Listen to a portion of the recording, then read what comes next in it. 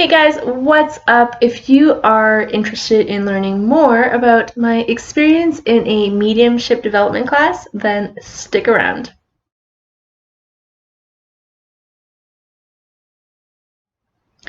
Hi guys, it's Amanda from theintuitivewife.com. If you are just passing through, welcome to my channel.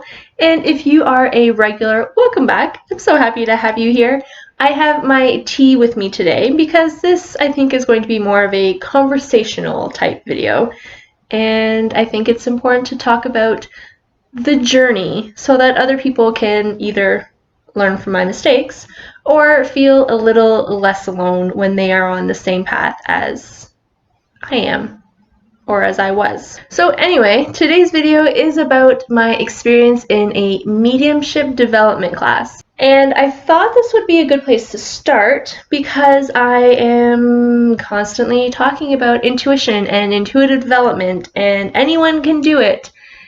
And it's true, and the same applies to mediumship. But I was pretty intimidated by mediumship. It's something that I'd been intrigued by for a really long time, and for maybe about a year or so, I'd been wanting to do it, or wanting to try to do it, to take a class or something, but I was kind of chicken. Because, let's face it, those movies that you see on TV, like Hollywood, makes mediumship look terrifying. Like, terrifying. I kept picturing that I was going to wake up in the middle of the night and see some big dark figure at the end of my bed, and I don't know, I would never be able to escape these ghosts who are trying to pass over but can't until they talk to me. Like, I don't know, I created this like insane situation in my head, as I tend to do because I overthink everything. But so far, none of that has happened. So if you are scared, it could just be your own imagination, maybe. Sorry.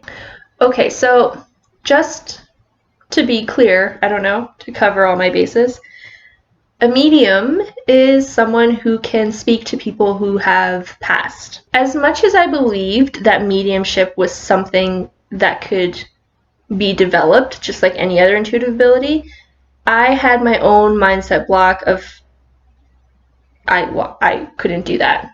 Even though I knew it could be done, I thought that I myself couldn't do it. And I didn't really feel comfortable talking to people that I knew who were mediums, because the people that I know have been mediums for forever. And I felt like a fraud trying to come into this circle of mediums, asking them for like tips and tricks or advice or whatever. And I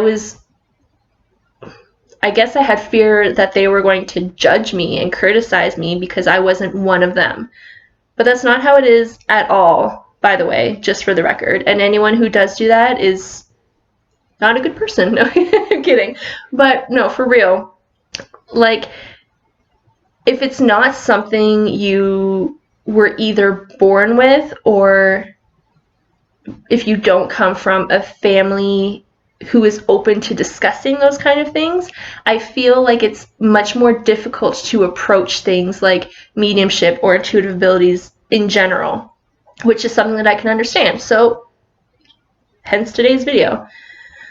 So because I felt like a fraud, I didn't really know who to turn to, and there's only so much reading you can do before you actually need to practice. Like, eventually you start reading the same thing over and over and over. It's just being said in a different way. I found out that there was a church close by who once a month they do development classes of some sort. Sometimes it's meditation, sometimes it's related to oracle and tarot cards.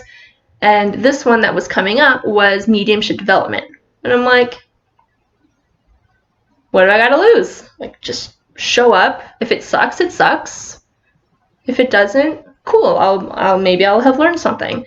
But I learned even more than I thought I could have in that, I don't know, hour and a half or something class that I took. So here's what I learned.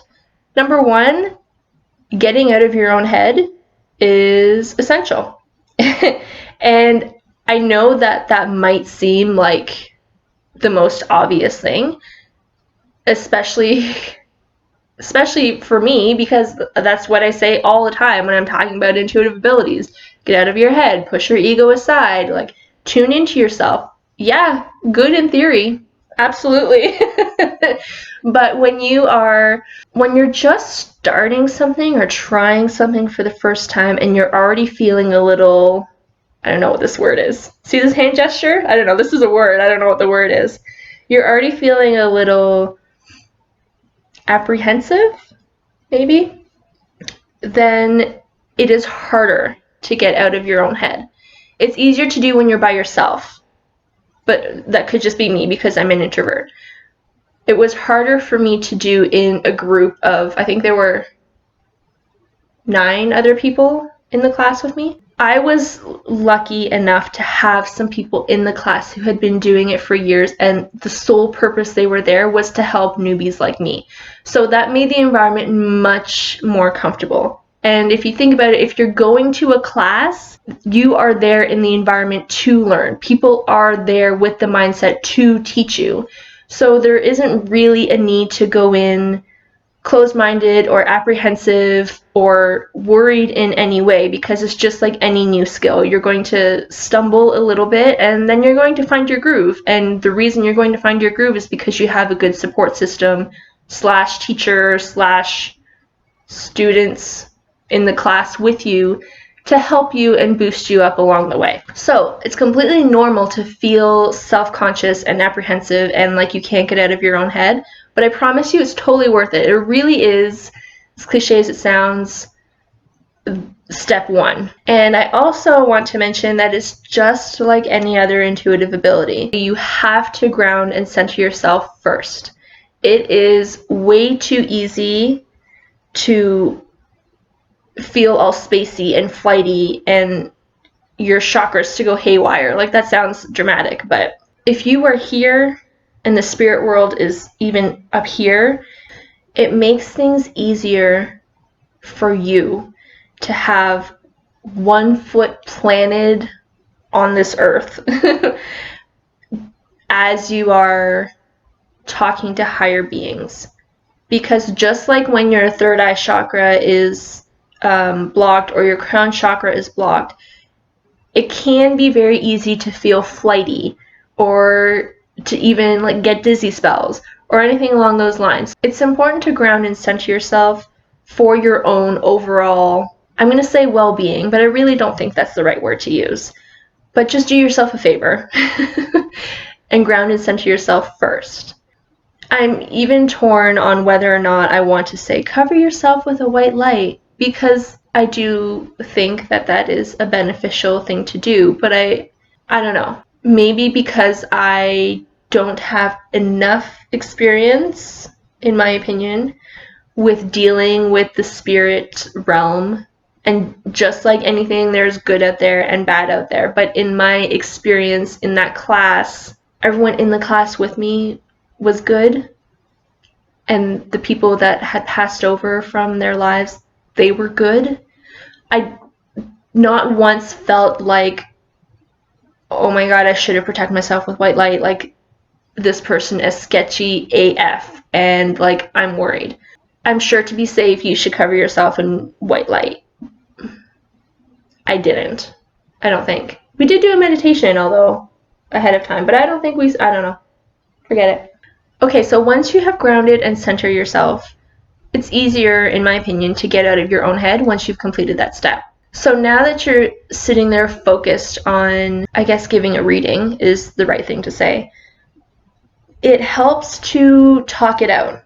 And this is something, again, that I struggled with because I have medium friends and they tend not to talk things out with me. Like when they're giving me a reading, they're not describing what they're seeing. They're just, this person is coming through, this is what they're saying, this is what you need to know. And it's very like boom, boom, boom. But it's easy to compare yourself to those people when it is your very first class and they've been doing it for 15, 20, 30 years. Like, That's not a fair comparison. So I've learned that it's okay to talk out what is happening, what you're seeing, what you're experiencing. So for me personally, when I was able to connect, which was surprisingly easy, to someone who had passed over, it was like I could see them in my mind's eye, almost like watching a movie, but the movie screen was way too far away. I could not see their face. I couldn't see what they were wearing. I could just see that there was a person. So it really forced me to rely on my other abilities to kind of put it all together. So it's super discouraging when you see someone like all the way over there and you can't like bring them closer. So if that happens, I would suggest relying on your other abilities, like your clairtangency. No, clairsentience. Feel what that person's energy is. So I could say that this person, they feel like a grandmother, but I can't see them. So when I was talking about the grandmother, the energy, as I was talking about her, she became clearer and closer. So the more I spoke and the clearer she got, the more I described what this woman was like, what she looked like, and what she wanted to say. Also, the easier, the clearer my clairsentience got, because you could feel almost immediately that she was like a grandmother figure, but the closer she got, the more you could really feel this like overwhelming sense of love and acceptance and like things that almost bring a tear to your eye because they're like so Hallmark movie perfect. Don't get in your head so much that you get discouraged and then you shut it off. Talking about it really does help. And another thing that I learned was probably I was going to say one of the most important things, but honestly I think they're all important, that it's important to remember that the reading is not for you, that the reading is for the person in front of you. So as an example, the reading that I was giving, as soon as I sat down in front of this woman, I had this really annoying visual of a wasp flying around. I couldn't make any logical sense of it, but I was pretty positive that there was a wasp that I could not see flying around this woman's head. And I was creeped out because I don't do creepy crawlies of any kind, especially ones that buzz. Wasps? They don't, no. We are not friends. So I immediately got into my own head and told myself I was being dumb. Obviously, there's no wasp floating around this woman's head. Like, maybe what I'm seeing is actually a bird. Maybe it's a pretty bird. And I start, like, forcing the wasp to look like a bird. Okay? Not the right thing to do, just in case you were wondering, because the message for this woman was not the bird. The message really was the wasp. So, lucky for me, this woman was one of the support systems, one of the teachers. So when I told her that I was seeing a wasp, but I didn't want to be seeing the wasp, she reminded me that it's not about me, that it is about her. It is about communicating the message of the wasp to the person I'm reading for. That brings me to what the messages, what the symbols mean when it's something you've never seen before. For me, like I really don't enjoy visualizing wasps. And because I had never done a reading before, whether it was a mediumship or tarot reading or intuitive reading, I had never seen a wasp in any of my readings that I'd done. So I didn't know how to explain what this wasp meant, which I guess is why some people will tell you to keep a journal nearby of all the symbols that you see and what they mean to you. Although maybe it's just because I don't care much for that idea. If I was there in the classroom with that woman, I wouldn't have been like, hold on, let me grab my notebook from my purse. Oh yeah, a wasp means da da da. It's just not something I see myself doing. Personally, I think symbols change. There's a lot of times where symbols for me have been exactly the same. Or when a tarot card that I've pulled, I don't know, the Eight of Cups, is exactly the same. But for this one person, the message from the Eight of Cups that I would normally have is not the same message that I'm getting for this one person. So for me personally, I think messages of symbols and cards change depending on the person, which is why I think it's really important not to memorize all the tarot cards and what they actually mean, because it's more about your intuition and less about what is set in stone according to whoever. I forgot what I was talking about symbols. So she asked me what a wasp means to me. And of course I start with, ugh. I want nothing to do with this wasp. Then she broke it down further, which I thought was really interesting because it's not something I would have thought to do. When you think of a wasp, what colors are they? They're yellow and black. Okay, what does yellow mean to you? What does black mean to you? So when she's asked me what does yellow mean to you, I'm answering her out loud. And again, with like, what does black mean to you? Answering her out loud. And a wasp has wings. What does it mean to you to have wings? What do wings symbolize to you? So it was interesting to me to not only be like, oh my God, there's a wasp. Here's the message that the wasp has, or like, this is what the symbol means in my symbol journal of a wasp. It was more useful for me to be able to pick apart aspects of the wasp than say, this is a wasp and this is what it means to me. Does that make sense? After I told her the aspects of the wasp and what it meant to me, she's like, here's the words that you said, da da da da da da. She's like, every single one of those words have been coming up for me this week. And I have been having a wasp flying in my house for almost a week. She's like, I knew it had a message for me, but I couldn't figure out what it was. You just pieced it together for me. So if I had stayed stuck in that, oh my God, there's a wasp stage, this poor woman never would have gotten her message. So it's really important to remember that what you're seeing and what you're experiencing has nothing to do with you and everything to do with them. Another thing you might find helpful if you're just starting with this whole mediumship development thing and you're doing a reading for someone else is, well, one, I would suggest doing a reading on someone you don't know, as terrifying as that may seem. But I tried it both ways, and something that I found to be helpful was to actually like connect with the person in front of me. So for almost every single person, I just held their hand for like 30 seconds or a minute or something, because it made it easier for me to get into this person's energy. I'd never met this person before, never seen them in my life. It helped me to let my guard down a little bit, tune into their energy, and get out of my own head, because as I'm tuning into their energy, there's like this person in the distance.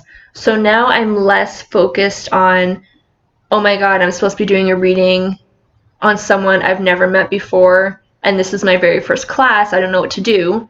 I've moved away from that, and now I'm focused on holding their hand. Okay, there's someone over there. Who is that? What do they feel like? Do they have a name for me? So then once I was able to start seeing is when I would let go, and now I'm focused. Something else that actually was really interesting, one of the girls who was there, she had already done a few classes before, but she did her reading. I liked to start mine by holding hand. She liked to start hers by opening her journal. Her reading was using automatic writing. So I closed my eyes because I was feeling self-conscious. She closed her eyes because it made it more clear for her to see what was coming through. And then she was writing what she was seeing or what she was hearing. So she would write the name, or at one point she was just scribbling circles. as she was talking to me. And then she's like, wow, that energy feels really heavy. And then when she looked down at the paper, it essentially looked like a big black cloud to symbolize the heaviness that she was feeling. So if you find that sitting there in front of a person isn't working for you, there are tons of different ways to receive messages from spirit. It could be automatic writing. It could be using a card, an oracle card, a tarot card. It could be a tea leaf reading. It could, like, there are so many options available, so don't get yourself stuck into this rigid, I don't know, description of what a reading should look like. The whole point of this is to go with your intuition and go with the flow. So if you are very stuck in how it should look like, you're not exactly going with the flow. You're still being stuck in here, and maybe even being stuck in ego, which also does not help in intuitive readings ever. So that was my experience, and I'm curious to know if you have ever gone to a mediumship development class, what that was like for you, or if maybe you were afraid to go to a class but you're really like intrigued by it and want to learn more about it like I did. What is holding you back? Let me know in the comments. I really would love to know what you've gone through or what you're considering exploring in terms of mediumship or intuitive development. Also, if you like, you can head on over to my Facebook group, The Spiritual Apprentice. I'll put the link in the box below in case you would like to join in on conversations that we have about intuition and meditation and manifestation and all things metaphysical and woo-woo. Thank you so much for watching. Be sure to hit like and subscribe if this was something you enjoyed, and I will see you guys in my next video. See you guys later. Bye.